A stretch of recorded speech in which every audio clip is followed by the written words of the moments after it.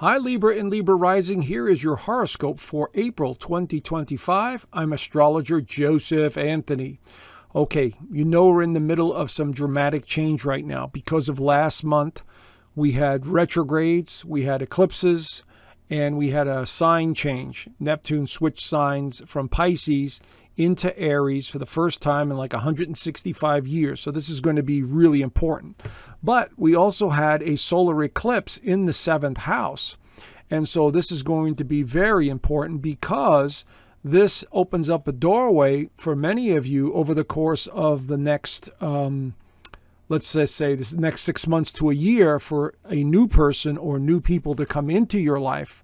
And so this is going to be very important for many of you as we move forward into April of 2025. Now, Venus, your ruler, is still retrograde as we begin the month of April, along with Mercury. So it's still a bit of a slowdown. It's a confusing time. It is uncertain. And so we're going to have all of this energy in the 6th house. Now, the 6th house has to do with your daily routine. It has to do with your health. It has to do with health of other people, maybe your caregiving, maybe there's a pet. This is all part of that. But because Venus, your ruler, is there, and Mercury, a lot of inner communication, a lot of problem solving, a lot of, inner turmoil that's either just below the radar you're trying to figure out, and it does pertain to physical well-being. Now, this month, unfortunately, we do have a full moon in Libra in the 1st house of identity and self. So that is absolutely going to affect you. So this month this is why I'm saying it's a transition month as we go into at least the 2nd half of April. The energy starts to improve a bit, but it's a little bit of a tricky month. Although Aries sun is going through your 7th house, so it should be a little bit more social for many of you. We've also got Mars that's going to leave Cancer, go back into Leo in the 11th house, which is going to help you out a lot because Mars in Leo in the 11th house makes things more friendly, more acquaintances, more socializing, getting out and being seen, being heard. And so there's an increased need for all of that. So again, just think of it as a major transition right now, and everybody's going through this. So if you're a Libra rising or a Libra sun sign, this will affect you. It's a general overview using the sun sign tropical Western astrology. Your birth chart could be completely different and your birthday is completely different, but this is still a general kind of overview of what it looks like for the month. Okay, so let's dive in a little deeper and see what we discover here. Now, Mercury will go direct in Pisces on the 7th. So there it is right there in stationary position, which means that standing still before it starts moving in the next couple of days. Now, it is closely aligned to the North Node, so maybe there is a new job on the table. Maybe your health begins to improve. Maybe you're deciding to take your health seriously, and you're focused on improving that.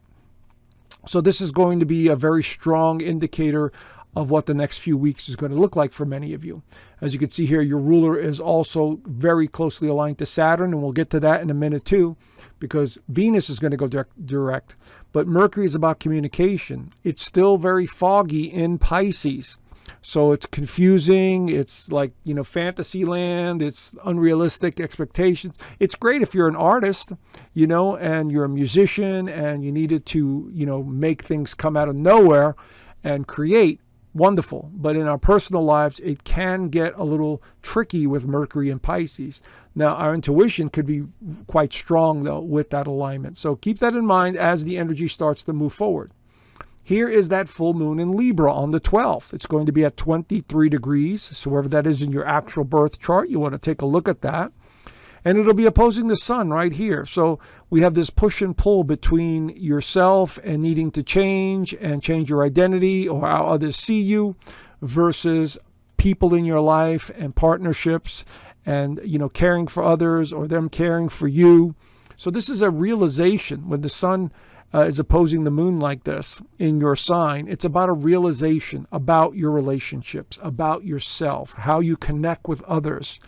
And, where you belong in their lives. So this is what full moons do. They bring things to light. They uncover, they discover. And it's a short cycle that comes to an end, usually a couple of weeks. And so it's not as significant as a solar eclipse. which lasts up to 6 months to a year. So this is very significant. So you're going to be coming to some sort of realization about something about yourself as it pertains to other people. Now, Venus, your ruler, starts to go direct also about an hour or so later, right there. And so we see there's going to be some movement now as Venus continues to move forward. But look, it's basically tied to Saturn. Saturn is very restrictive. It's about boundaries. It's about, feeling trapped and confined in some way. And Venus conjunct Saturn is basically screaming in the 6th house, I need to take better care of myself. I need to take better care of my health. I need to take better care of my daily routine. I need to change my daily routine, because that's what Saturn does. But as Venus makes its way forward, it will run back into Saturn. It will run into the North Node, and will keep making its way up into the 7th house, which will be about partnerships, which is going to be the beginning of May. So, but right now, Venus is going to start picking up some speed. It's going to improve things, your motivation, your drive, maybe your appearance, because Venus represents appearance as well, looking good, feeling good. And so this is going to start helping a little bit, but it has to go past Saturn first. So again, we've got a couple of days where it gets a little tricky here, but not anything that you can't overcome. Now, on the 16th is when the energy starts going up, because Mercury goes back into Aries because it was retrograde, and now it's in the 7th house. But look at it, it's being joined by Neptune right there. So this is about speaking your mind. This is about being very creative with another person. This is about being around other people in some way, somehow. Maybe you're around musicians and artists. Maybe you are drawn to a mystical person or somebody who's in the clergy. This is very possible because Neptune represents religions. And so this is going to be a time where conversations can be very profound, very deep, very mystical, very spiritual in a sense, as Mercury now makes its way connecting with Neptune for at least a couple of days before it passes it. And then, but pay attention, because this alignment between Mercury and Neptune is very psychic.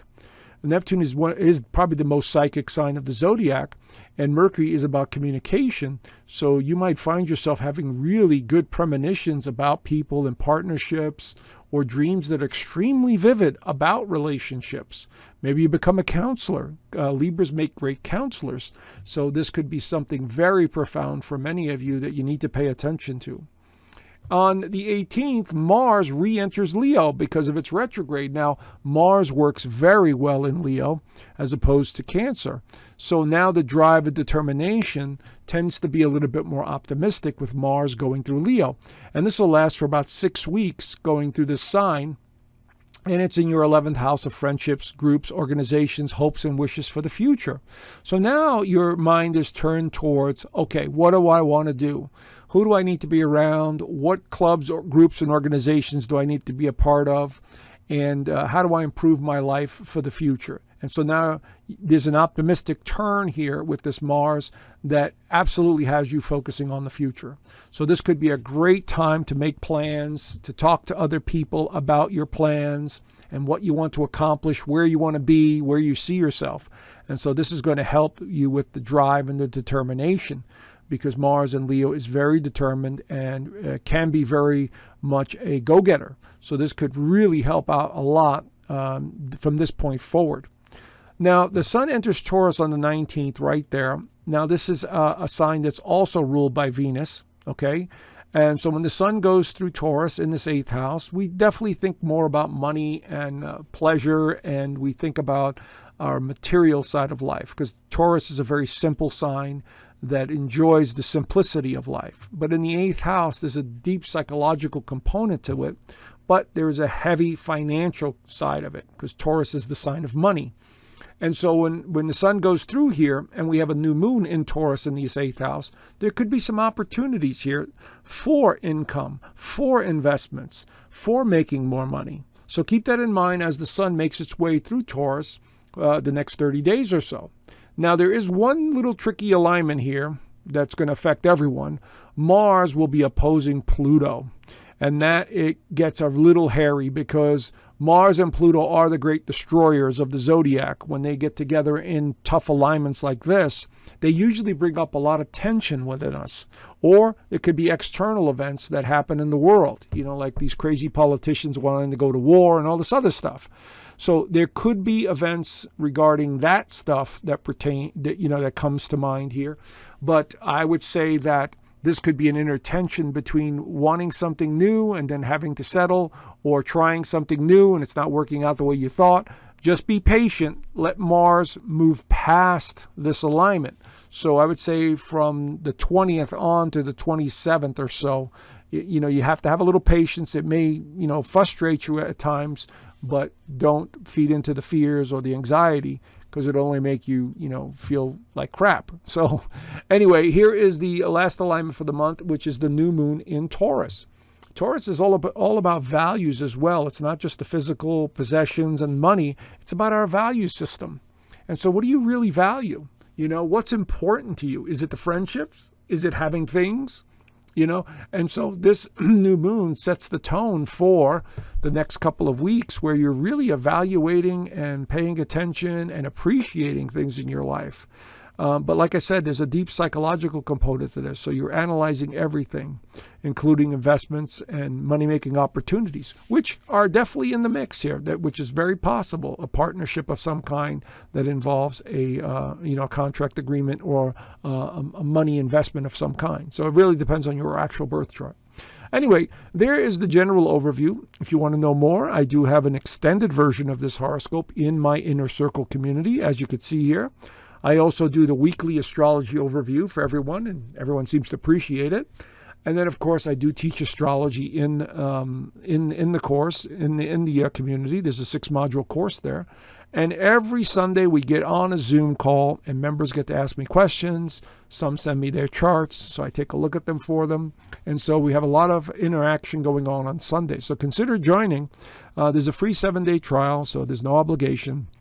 And especially now with all these times that are changing, a lot of the members really benefit from my, astrological counseling and advising on what's going to happen and where I see things going. Anyway, I left the link down below. Have a great month, and I will talk to you guys soon. Bye for now.